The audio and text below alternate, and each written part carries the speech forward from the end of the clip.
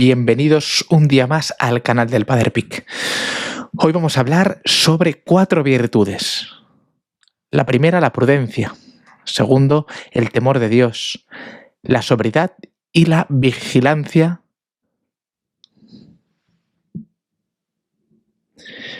Bienvenidos un día más al canal del Padre Pic. Hoy vamos a hablar sobre 4 virtudes.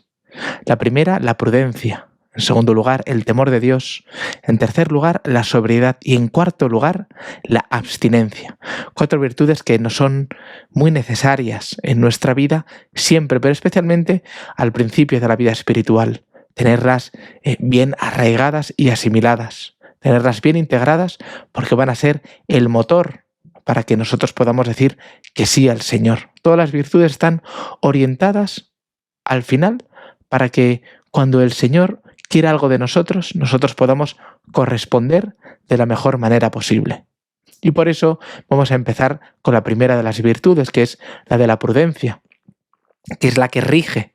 Se llama la áuriga de las virtudes, porque es la que rige. Es como el hombre que conduce a los caballos, ¿no? en una carrera, pues lo mismo, la prudencia conduce y ordena todas las demás virtudes. Les da como un horizonte y es ese nivel práctico.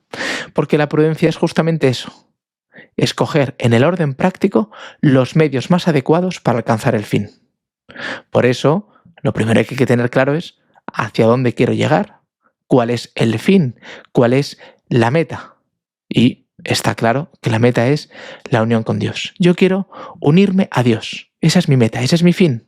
Eso es a lo que Dios me ha llamado. Y con la prudencia yo tengo que buscar cuáles son los medios más adecuados para alcanzar ese fin. Y evitar aquellos medios que no me conduzcan, que me aparten de ese fin. Eso es lo que dice San Ignacio de Loyola en el principio de los ejercicios espirituales. Dice, ¿cuál es el fin del hombre? Alabar, servir y hacer reverencia a Dios nuestro Señor. Y todas las demás cosas están puestas para que nos conduzcan a este fin. Así que hay que usar de ellas en tanto en cuanto nos conduzcan al fin para el que hemos sido creados, y hay que apartarse de ellas en tanto en cuanto nos aparten del fin para el que hemos sido creados. Por lo tanto, ¿esto me conduce hacia Dios? Pues adelante. ¿Esto me aparta de Dios? Pues fuera. Y después escogeré los mejores medios, porque a veces podemos pasarnos por el exceso también. Por ejemplo, pues el mejor medio es rezar. Por lo tanto, voy a estar rezando 24 horas al día en la capilla. Pues no. No es un medio adecuado porque hay que hacer también otras cosas y la prudencia no va a dictaminar que eso sea mejor, por ejemplo.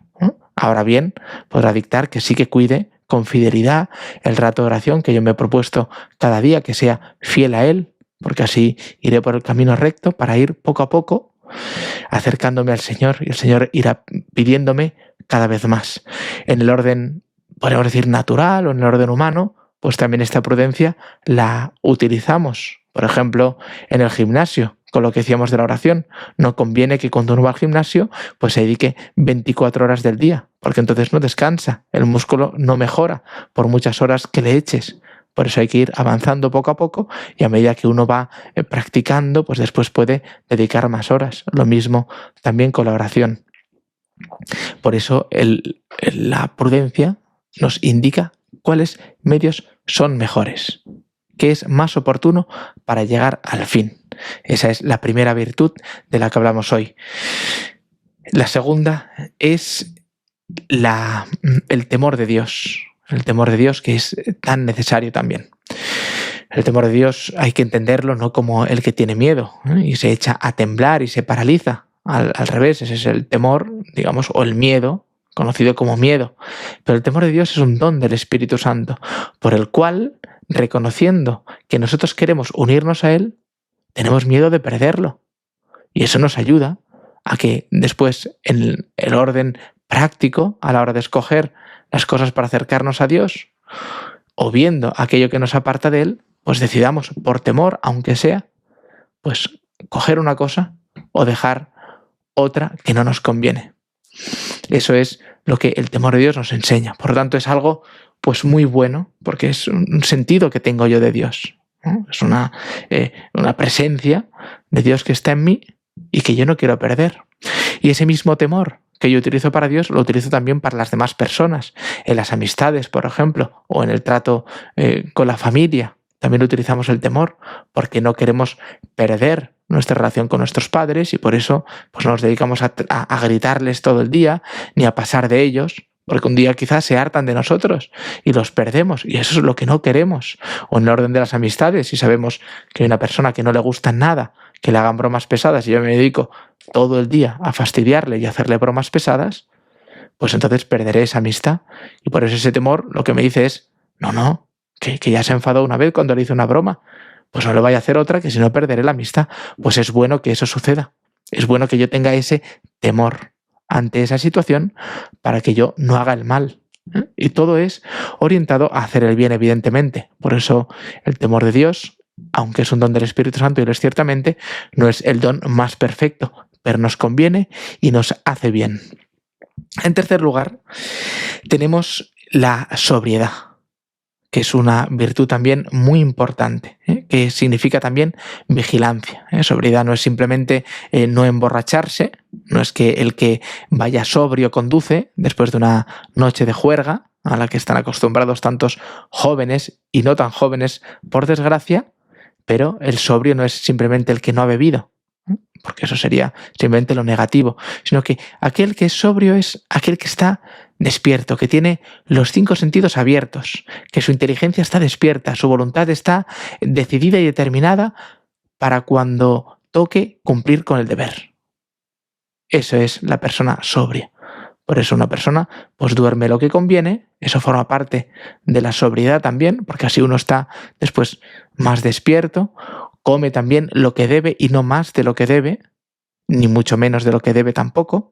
Y por lo tanto, vemos cómo la prudencia también tendrá que ir dictaminando si conviene comer o no comer, ¿no? Y tiene que ver también con esta sobriedad, porque ya hemos dicho que la prudencia rige todas las demás virtudes, está como ahí metida y es lo que a nivel práctico tendrá que acabar de decidir lo que conviene o no conviene. Pero en cualquier caso, esa sobriedad es la capacidad que yo tengo de estar alerta de las cosas. Y por eso pues iré viendo si conviene más móvil, menos móvil, más comida, menos comida, más tiempo de ocio, menos tiempo de ocio. Tendré que regular pues el tiempo con mis amistades. Por ejemplo, si estoy estudiando en la universidad y necesito estudiar para aprobar las asignaturas y para sacar buenas notas, intentar hacer lo máximo en lo que es mi deber. Pero si no vivo esa sobriedad y estamos pues todo el día metidos en mil follones, y especialmente en cosas que nos hacen perder mucho el tiempo, después no estaremos alerta para cumplir con nuestro deber. También pues en la vida matrimonial, si uno pues pierde el tiempo, el marido o la mujer, después no podrá estar en casa pendiente de su cónyuge, de los hijos, de las tareas del hogar, de construir la familia. Y eso por esa falta de sobriedad, que tiene que ver con esa multiplicidad de cosas que todos, por desgracia, tenemos. Estamos pendientes de 1000 cosas, no vivimos sobriamente, dependemos de mucho. Estamos constantemente mirando el móvil, ya sea para las redes sociales, para las cosas del banco, cómo va esto, cómo van las noticias, etc. Esa sobriedad es lo que me hace pues, quitarme pues, algunas cosas o, digamos, llevarlas bien para que así yo pueda estar determinado para cumplir mi deber. Por tanto, eso en cuanto a la sobriedad. Y por último, tenemos la abstinencia. La abstinencia, que no es lo mismo que la sobriedad. Es la renuncia o rechazo a algo, es lo que normalmente se tiene por abstinencia, pero aquí nos vamos a referir a otra cosa. La abstinencia no es un simple rechazo a las cosas, sino que es poner el límite antes del límite. Es decir, frenarnos antes de jugar con los límites. Porque como dicen los santos, no recuerdo quién dijo esta frase, pero dice, quien hace todo lo que es lícito, acabará haciendo lo que es ilícito. Es decir, quien hace todo lo que está, aunque esté bien, aunque sean cosas buenas o legítimas o lícitas, pero quien hace todo eso y no se priva de nada, ese acabará haciendo, dice, lo ilícito. Y por eso San Pablo dice también, todo es lícito, pero no todo me conviene. Es decir, hay cosas que pueden ser lícitas, pero quizá no me convengan. Y mucha gente pregunta, ¿pero es que ¿acaso esto es malo? Es que no se trata de si es bueno o malo. Dios todo lo ha hecho bueno, por ejemplo, sino, ¿me conviene? ¿Esto está ordenado a mi fin? ¿Esto coopera, por ejemplo, a mi matrimonio, a que funcione mejor? Si tengo pues un problema, pues hoy en día hay grandes problemas de lujuria, especialmente entre los varones, ¿me conviene ir a la discoteca, por ejemplo? ¿Me conviene estar solo con una chica en lugares solitarios? ¿Me conviene? No. ¿Es malo en sí, por sí mismo? No, pero la prudencia que dicta, que te dice también tu experiencia, el temor de Dios. Y en este caso, la abstinencia es frenar antes de los límites, no coquetear con ellos. Y por eso es necesario privarse de algunas cosas buenas, no cosas malas. De las malas, evidentemente, nos tenemos que privar, pero privarse de algunas cosas buenas para no jugar y no coquetear con los límites. Y esto es algo que debemos trabajar también en nuestra vida. Por eso es tan importante. Y todo ello es difícil al principio, por supuesto, como adquirir cualquier hábito o virtud o como tocar un instrumento, por ejemplo. Ahora bien, cuando se consigue ese hábito, es siempre más fácil hacerlo. Y además produce un cierto placer, igual que el que toca un instrumento y lo hace con destreza, pues siente placer al tocar y disfruta tocando ese instrumento o haciendo cualquier otra actividad. Y eso es lo que el Señor nos promete. Por eso, cada vez que vamos mejorando, vamos avanzando en las virtudes y se van convirtiendo en hábitos, nos resulta más fácil, más gracioso, podríamos decir, cumplir con aquello. Por eso, pues dejamos aquí estas 4 virtudes que nos pueden ayudar en nuestra vida, que podamos examinarnos en ellas cómo vamos, cómo estamos trabajando con estas cosas y hacia dónde está orientada nuestra vida, que eso es lo fundamental, teniendo el fin claro, que es la unión con Dios, ¿no? Dar gloria a Dios, glorificarle, pues y después salvar nuestra alma, tendremos mucho más claro lo que deberemos hacer.